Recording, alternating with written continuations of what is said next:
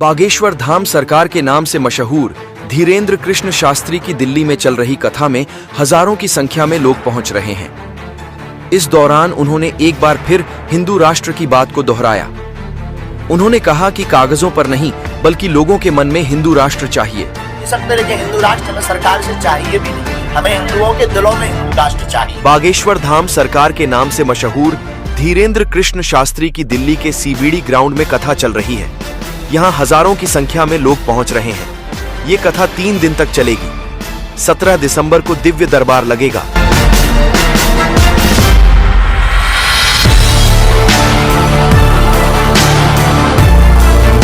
गूंज रहा है, कम वाहनों का उपयोग करें। सुनने को मिलता है कि बढ़ते वाहनों और फसल जलाने की वजह से धुआं आता है। हम किसी सरकार के बारे में टिप्पणी नहीं करते। सरकार को हम कहेंगे कि कोई ठोस कदम उठाएं। अगर हमसे पूछेंगे तो हम कहेंगे कि यज्ञ कराएं। प्रदूषित जगह जगह कचरा डालना और कुछ लोग बीच में सुनने को मिलता।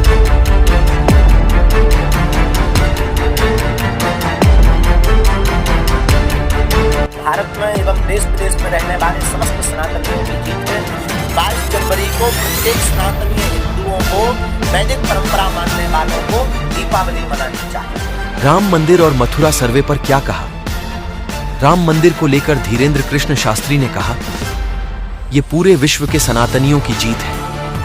22 जनवरी को सनातनियों को दिवाली मनानी चाहिए। बाहर के लोग ना आएं ताकि कोई दिक्कत ना हो। मथुरा सर्वे पर उन्होंने कहा, भारत हिंदू राष्ट्र की ओर अग्रसर है। ये दूसरा कदम है। जहां नहीं खुदा वहीं खुदेगा। हमें कागज के हिंदू राष्ट्र बनने से भारत में बदलाव नहीं होना है जब तक भारतीयों के दिल में हिंदू राष्ट्र नहीं आए। हिंदू राष्ट्र कागजों में नहीं चाहिए।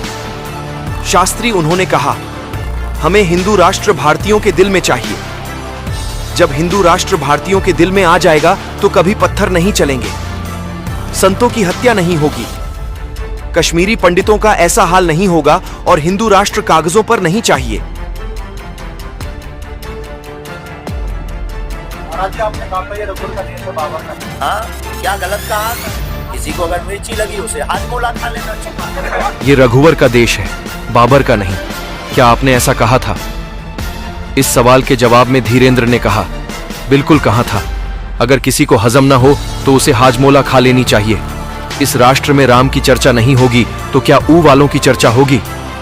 उन्होंने कहा, सरकार पीओके की ओर बढ़ रही है। भारतीय नागरिक होने के नाते हम भी वोट डालते हैं। हमारा सरकार से निवेदन है कि पीओके अगले वर्ष तक भारत में विलय हो जाना चाहिए। समय जरूर लगेगा लेकिन होगा।